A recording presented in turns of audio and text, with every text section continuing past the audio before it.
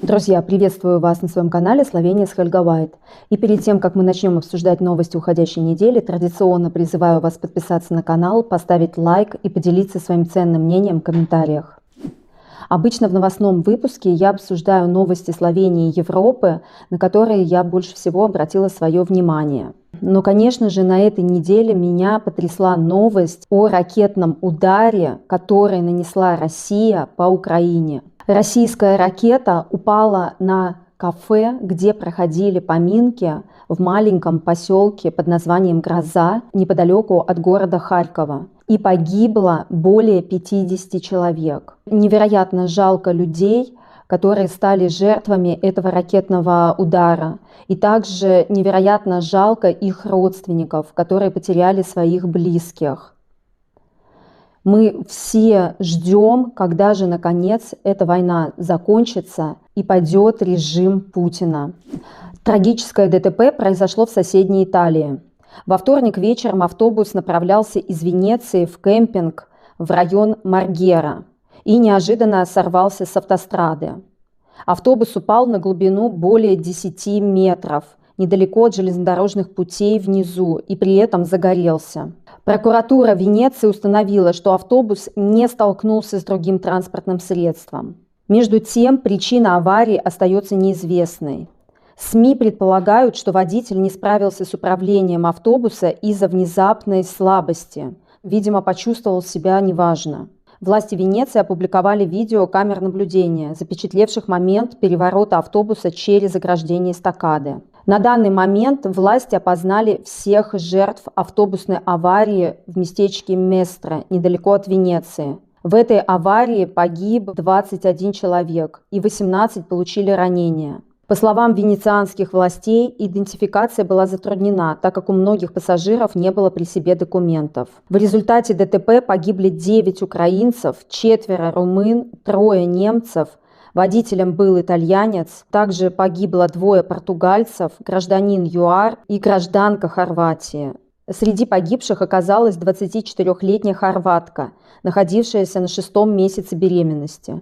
Она и ее муж, который пострадал в результате несчастного случая и сейчас находится на лечении в больнице, провели медовый месяц в Италии. 18 человек сейчас находятся в больнице, и их жизнь находится в опасности. В том числе среди раненых есть маленький ребенок. Сейчас власти объявили 3-дневный траур. Авария вызвала в Италии жаркие дебаты о безопасности дорожного движения, утверждая, что это лишь вопрос времени из-за отсутствия инвестиций в защитное оборудование и плохого обслуживания дорог. В четверг из университетского клинического центра УКЦ Любляны сбежал заключенный. Эту информацию подтвердили в Управлении исполнения уголовных наказаний. Полиция его пока не нашла, поэтому просит всех, кто располагает какой-либо информацией о сбежавшем заключенном, позвонить по номеру 113. Заключенного в сопровождении сотрудника судебной полиции доставили в УКЦ Любляна, где он должен был пройти досмотр. Осужденный скрылся по прибытии в медучреждение, когда выходил из автомобиля. В новостях написано, что заключенного зовут Тамаш Симонич, известный по кличке Сатана, и он является бывшим бойцом ММА. Видимо, он участвовал в боях без правил. И еще интересный момент указан в новости, что осужденный сбежал на мотоцикле.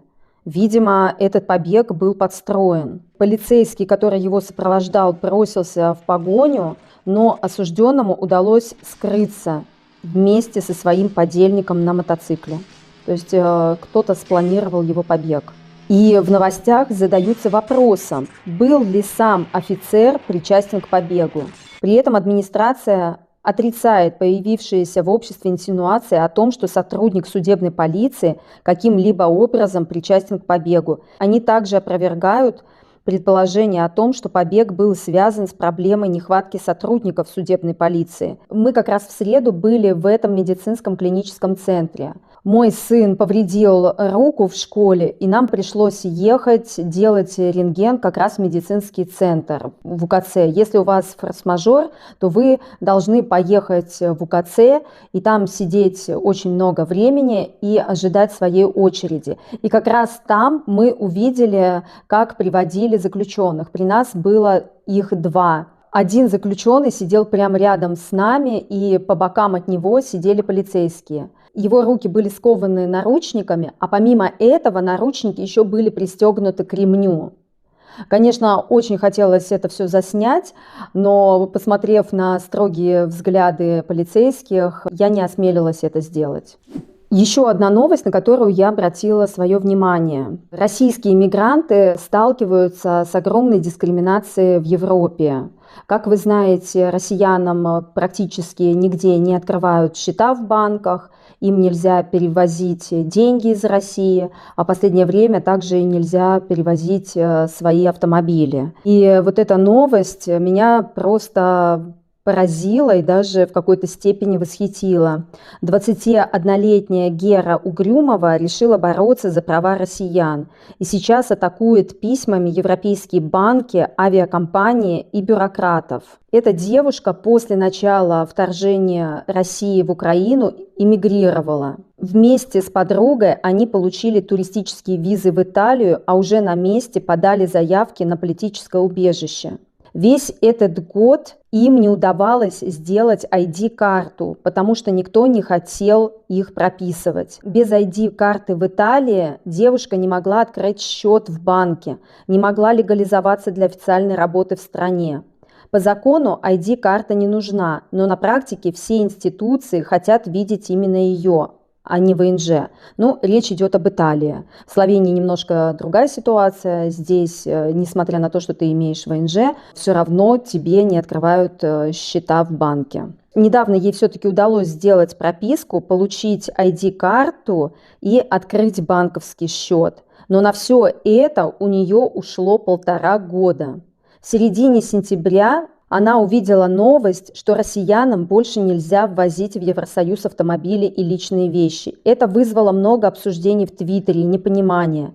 Действительно ли на границе сейчас будут отбирать ноутбуки, одежду, автомобили? И она подумала, кто, если не я? Каждый должен бороться за те права, которые волнуют его самого. Тогда она решила задать эти вопросы напрямую Еврокомиссии. Гера собрала жалобы россиян на разные проблемы, с которыми они сталкиваются в эмиграции. И первым делом решила попробовать разобраться с тем, что многие иностранные банки отказываются открывать счета людям с российским паспортом. Она с подругой отправила 24 письма в Центробанки разных стран. Всего в их списке 120 банков, которые отказывали россиянам в открытии счета. Через неделю на мою просьбу рассказывать о своих проблемах за границей стало так много, что с ними было уже сложно справляться вручную. Тогда какой-то разработчик из Твиттера сделал бот, и последние несколько дней мы принимаем заявки уже с его помощью. Люди рассказывают о том, что им отказывают в аренде квартир и машин из-за российского паспорта, не оформляют медицинские страховки и ВНЖ и многое другое. Она считает, что в любой стране закон должен работать в соответствии с тем, что в нем написано. И этого я и пытаюсь сейчас добиваться, отправляя запросы в разные европейские организации, говорит Гера. Сейчас ЕС ввел санкции против России, но необходимо, чтобы эти санкции не переисполнялись и институции следовали написанным правилам, а не придумывали свои. Я рада, что находятся такие люди, которые открыто отстаивают свои права. Нет такого закона, который бы запрещал открывать россиянам счет в банке. Но банки постоянно нарушают право человека на открытие счета. И когда россияне просят официальную бумагу, в которой бы были указаны причины запрета открытия счета, банки всегда отказываются, ссылаясь на свои внутренние распоряжения. К сожалению, в Словении в последнее время стало тоже очень много мошенничества. Как правило, мошенничество происходит таким образом. Мошенники отправляют вам на адрес электронной почты или на телефон СМС с фишинговым письмом от имени банка или, например, почты. Обычно там указано, что электронный банк должен быть обновлен или модернизирован, как нечто само собой разумеющееся. И всегда есть ссылка, по которой можно перейти. Или, например, как сталкивались мои знакомые, им приходило письмо от почты, якобы от почты, где было написано, что вы ожидаете посылку, они действительно ожидали посылку и предлагали пройти по ссылке и срочно оплатить доставку.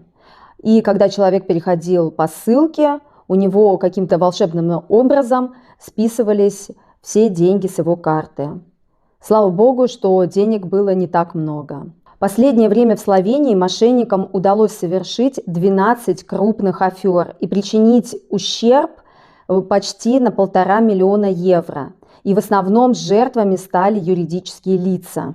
А скольким обычным людям мошенники принесли ущерба, даже сложно посчитать, потому что в большинстве случаев люди никуда не обращаются. Как вы видите, я уже надела теплый свитер. У нас в квартирах похолодало. Отопление, скорее всего, дадут только в ноябре. Но на улицах еще продолжает быть солнечная погода. И давайте спросим Алису, какая же погода нас ждет. Алиса, какая погода будет завтра? Завтра в Любляне температура от плюс 11 до плюс 26 градусов. Переменная облачность, без осадков. Ветер слабый 2-3 метра в секунду.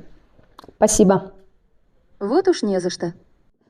Друзья, на этом новости подошли к концу. Не забывайте, пожалуйста, подписываться на канал, ставить лайки и делиться своим ценным мнением в комментариях. Пока-пока, до новых встреч.